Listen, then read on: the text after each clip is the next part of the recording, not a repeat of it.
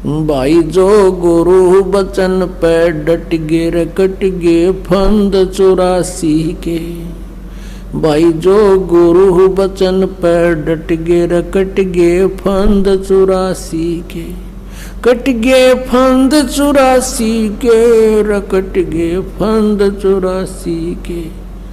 भाई जो गुरु बचन पे डट गे रकट गे फंद 84 के।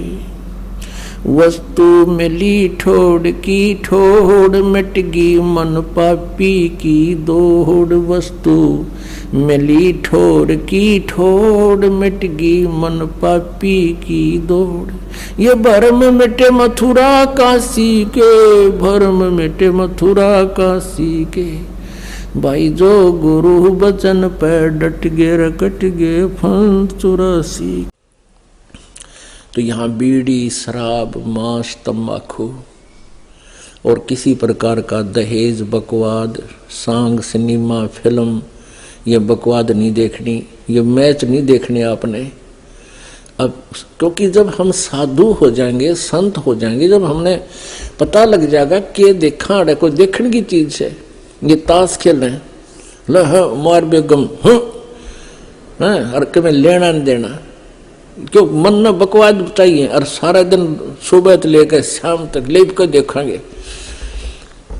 और इसी तरह ये मैच क्रिकेट के मैच 3-3 दिन आंख पाड़े बैठे रहे, क्या मतलब है इसका? अपनी भक्ति करे, मालिक ने याद करे, वह खेलना और हम देखा। जैसे मैं लड्डू खाऊं और तुम देखो, ओहो वो 2 खा गया, तुमने क्या मिला बोले आदमियों। तो ये बालक बुद्धि से हमने थोड़ा हटके चलना पड़ेगा। वह तो अपने पैसे कमाओ करोड़पति हो गए हैं, अरे ये भोली आत्मा उड़ बैठे बेमतलब टीवियां पर बैठे रहे, काम भी छोड़ दे। तो ये सारी बीमारी इस आधुनिक उपकरण का दुरुपयोग से होगी। ये फिल्म बकवाद गढ़ दी सारी उल्टे सुलटे हैं। किसी ब्याह दिखाओ लड़की का एडवर्टाइजमेंट करो न घोड़ा पर बोझों पर डीजे, वह बीमारी सारे समाज में ठोक दी। और हम इससे उल्टा हटाएंगे। भक्ति तभी से रखना अगर आपने जूते ही रखने हैं तो चाम के नहीं रखना, क्योंकि ये पशुओं को बेरहमी से मारा जाता है और उनसे काट कर ये चाम तैयार किया जाता है। पहले पुराने समय में जो चर्मकार यानी चमार जो जूते बनाते थे वो जीवित पशु को नहीं मारते थे। पशु मर जाते थे, उनकी खाल उतार करके अपनी मेहनत से उसको फिर जूता बनाने योग्य तैयार कर लेते थे। अब वर्तमान की तरह एक एक व्यक्ति 6-6 जोड़ी जूते नहीं रखता था। एक जूता जोड़ी, वह भी कति टूट ले लित्र बन ले, उसके फिर थेगड़ी लवाए जाते थे और पहनते रहते थे। अब वर्तमान में तो बहुत जुल्म हो रहा है। भैंसों को, काटड़ों को, गौओं को बढ़िया चाम बनाने के लिए एक ऐसा केमिकल प्रयोग करते हैं, जीवित को भूखा रखते हैं, प्यासा रखते हैं, ताकि वो मांस समाप्त होकर के और चाम में समा जावे। और उसके जीवित के ऊपर ही वो फिर कहते हैं बहुत जबरदस्त गर्म पानी डाल देते हैं, वो फूल जावे और वो पशु बहुत बुरी तरह चिल्ला रहा होता है। फिर उनको काट दिया जाता गर्दन से और फिर वो बढ़िया जूते बनाए जाते हैं। तो पुण्यात्माओं, जिस दिन से इस दास को ये ज्ञान हुआ है चाम के जूते, चाम की बेल्ट उसी दिन से त्याग दी थी। ऐसे ही आप जी को चाहिए कि चाम प्रयोग ही करना बंद कर दो, फिर अपने आप इन जीवों की हिंसा बंद हो जाएगी। मांस खाना बंद कर दो, अपने आप सुधार होना शुरू हो जाएगा। ये बातें कहन सुन से नहीं, ये किसी तरीके से इनका अंत किया जा सकता है। आजकल और अन्य बहुत अच्छे ट्रैक्शन वगैरह के जूते आते हैं, उनको पहन लीजिए। और जैसे मिलिट्री वगैरह में है, वो सरकारी मामला है, गवर्नमेंट का है, वहां आपको दोष नहीं है। वो कैसे जूते पहनने को दे, प्राइवेट फिर आप वो नहीं पहनोगे केवल ड्यूटी के समय वो पहन सकते हो, उसके बाद अपना दूसरे सिंपल चप्पल पहन लो, चाहे हवाई चप्पल, ये भी बढ़िया है। हमने अपने पापों के जो सोर्स हैं उनको खत्म करना है और जो पुण्य के सोर्स हैं उनको बढ़ाना है।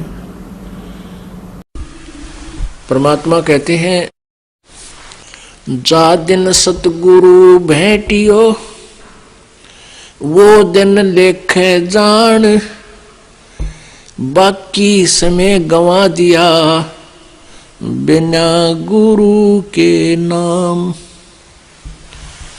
परमात्मा बताते हैं कि जिस दिन आप जी को पूर्ण संत से उपदेश प्राप्त हुआ, आपका वो जन्मदिन है, वो आपका हैप्पी बर्थडे है।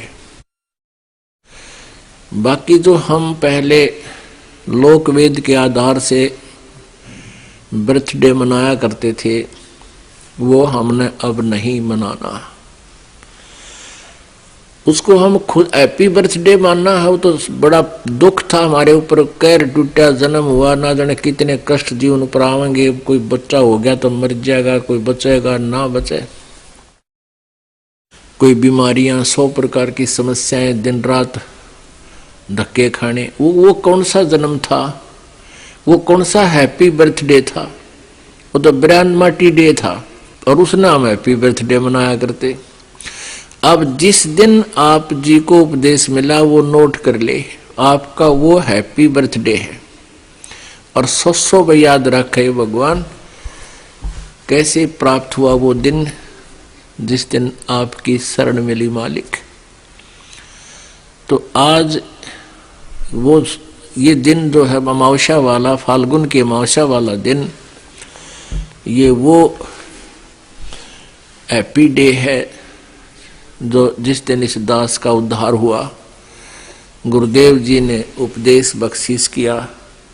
अब याद आती है उस दिन के महत्व की, आज याद आता उस दिन की महिमा।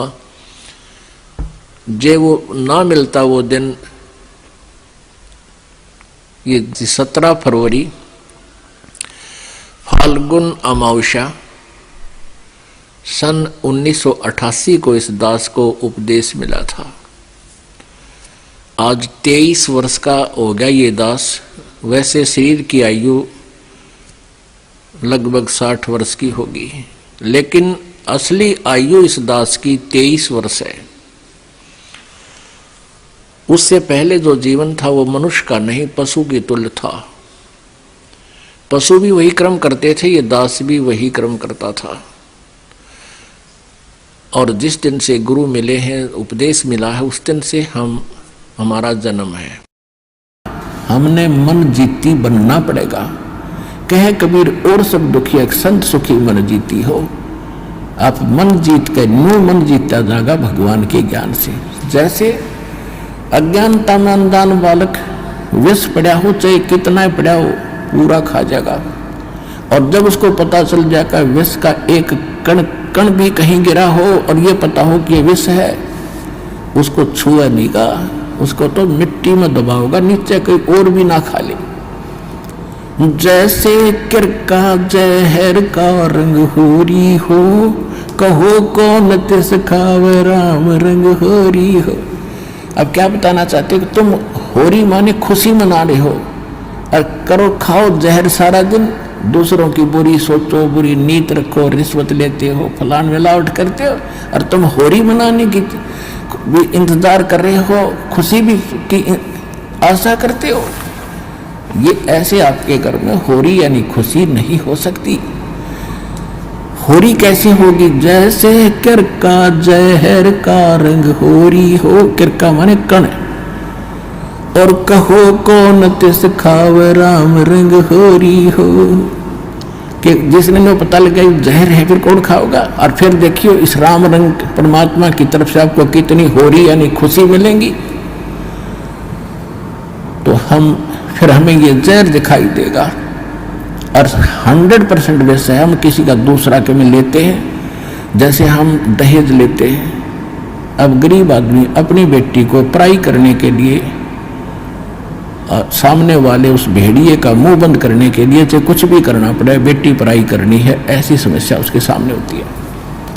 और वो व्यस खा रहा उसको पता नहीं, और वो दुख पाकर आत्मा मोस के कहीं से कर्जा उठा कर बेटी पढ़ाई करता है। अब हमने ये प्रतिज्ञा करनी है कि ना दहेज लेंगे ना देंगे, चाहे ब्याह हो चाहे ना हो। और क्यों कैसे ना होगा? वाह भाई वाह, भगवान ने संस्कार जोड़ रखे, उसने मिटा कौन देगा? वो तो जबरदस्ती होगा, ना चाहते हुए भी होगा। ये तो हम बकवाद करते हैं, सिर्फ इन पैसे वालों ने शुरू की थी, मायादारी मस्करों ने, और मीडियम स्तर के गरीब व्यक्ति तो बेमतलब उस परंपरा में पीछे जाते हैं। तो हमने ये नहीं करना है, क्योंकि ये फिर हमने देना पड़ेगा अगले जन्म में।